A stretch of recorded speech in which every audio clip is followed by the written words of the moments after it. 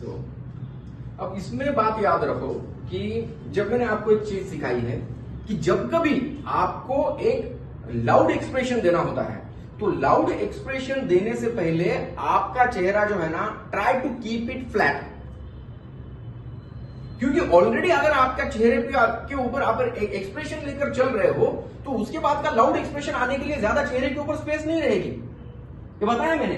तो जब आप इसको देख रहे हो तो यहां चांस शुरू हो जाता है एक वंडर का एक्सप्रेशन आने का। तो उससे पहले अगर आप वंडर दे रहे हो, ओ कितनी बड़ी बिल्डिंग है, वाह यार क्या, और उसको देख रहे हो, ओह सुहास तू यहां पे क्या कर रहा है, तो आप क्या कर रहे हो, try to keep your face flat. Expression के हिसाब से फ्लैट फेस रखने की कोशिश करो। तो आप यहां पे हो, यहां पे देख रहे हो, धीरे से फिर आपकी नजर जाती है। अब जैसे आपकी सुहास के ऊपर नजर जाती है, फ्रेंड के ऊपर नजर जाती है, पहले आपके मन में क्या आता है, कौन सा भाव चलता है आपके मन में? आपके मन में भाव चलता है स्टेट ऑफ कंफ्यूजन का। आप कंफ्यूज हो गए। क्यों कंफ्यूज हो गए? क्योंकि वो चीज माइंड के लिए अनएक्सपेक्टेड है कि इस देश में मेरा दोस्त यहां पे क्या कर रहा है। अनएक्सपेक्टेड है वो चीज। अगर आप सुहास को ही ढूंढने के लिए आए हो इस देश में तो फिर वो चीज एक्सपेक्टेड रहती थी कि वो है, लेकिन अनएक्सपेक्टेड है ना कि मेरा दोस्त जिसका फॉरेन से क्या कंसर्न, वो मुझे फॉरेन में मिला है और वो भी इतनी फटी हालत में।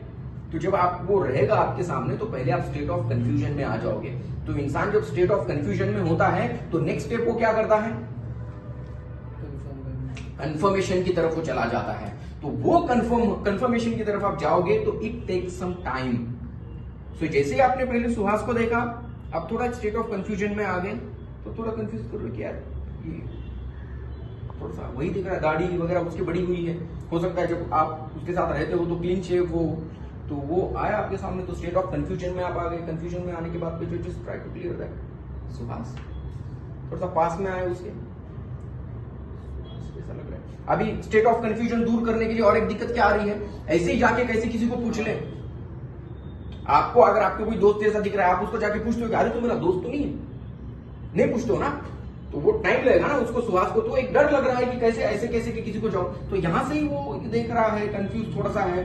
तो जैसे जैसे हल्का सा उसको कंफर्मेशन आने लगा कि शायद ये सुहास ही है, तो वो थोड़ा सा फिर आगे जाता है और उसका जो है कंफ्यूजन तब क्लियर हो जाता है जब वो सुहास नाम से आवाज देता है और वो एक्चुअली देखता है। समझो आप रास्ते पे हो, स्ट्रीट पे हो, कहीं पे, और आप ना ऐसे ही किसी को आवाज दे देते हो, तो कौन चिल्ला रहा है बोल के, जोर से किसकी आवाज आई है बोल के पब्लिक आपकी तरफ देखेगी।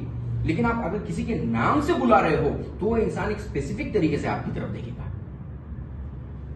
तो यहां पे सुहास बैठा हुआ है, आप सुहास बोलोगे तो उसका भी ध्यान खींचेगा, यार कौन बोल रहा है। लेकिन उसके पर्टिकुलर नाम से अगर आप उसको बुला रहे हो तो वो जो नजर मिलेगी आपसे, वो नजर से आप समझ जाओगे कि हाँ यही है। तो जैसे आप उसकी आवाज से उसको बुलाते हो, उसका नाम उसको पुकारते हो, वो आपकी तरफ देखता है, जो नजर मिलती है, तब आपको कंफर्मेशन हो जाता है कि ये सुहासी है। जब आपको कंफर्म हो गया, कंफर्म होने के बाद आपके दिमाग में अब बातें चल रही है कि ऐसे कैसे, जो मैंने कहा था इंपल्स ऑफ थॉट्स, बहुत सारे थॉट्स एक ही वक्त माइंड में आ रहे हैं, जो वंडर रस में होता है। बहुत सारे थॉट्स माइंड में आने लगते हैं एक ही टाइम पे, एक ही सेकंड में, तो समझ में नहीं आता कि क्या बोलना और कैसे रिएक्ट करना, और वंडर रस में ये होता है। तो इनको देखने के बाद सामने जो है थोड़ा सा जो है क्या हो गया, थोड़ा इंपल्सिव थॉट्स आने लगे बहुत सारे कि ये यहां कैसे, ये ऐसी फटी हालत में कैसे, क्या हुआ होगा इसकी लाइफ में, इसकी बीवी कहां पे है, मैरिड था तो ये ऐसी हालत में क्यों है, तो बहुत सारे। तो वो जो थॉट्स है, आपकी जो बोलने की स्टाइल है, आप जो बात कर रहे हो, वो सही तरीके से शब्द आपके मुंह से बाहर नहीं निकल रहे। इसीलिए वंडर में जब कभी आपको किसी अद्भुत रस करते हो, वंडर रस करते हो, आपको समझता नहीं है क्या बोलना है पहले कुछ सेकंड्स में, क्योंकि बहुत सारा थॉट्स माइंड में आते हैं। तो ये यहाँ पे बंदा है, समझ में नहीं आ रहा है क्या बोलना है, तो बहुत थॉट्स, सुहास तू यहाँ क्या कर रहा है, ये कब कैसे, बहुत सारे सवाल पूछेगा, ये करेगा।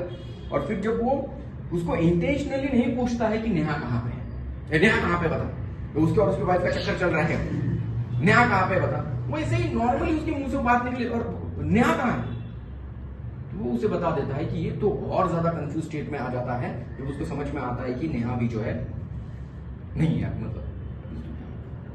So give your self time, भरपूर टाइम दो, जो एक्सप्रेशन आ रहा है उसको बहुत अच्छे तरीके से आने दो, ऑडियंस तक पहुंचने दो, जितने ज्यादा ये बहुत बड़ी घटना है, आपको शायद ये शॉक जो लगा है वो 3-4 दिन तक आपके माइंड में रहे, तो वो एक्सप्रेशन आएगा, आंखें बड़ी हो जाएगी, मुंह खुला का खुला रह जाएगा, समझ में नहीं आ जाएगा कि आप मैं क्या बोलूं, कैसे रिएक्ट करूं, क्या करूं।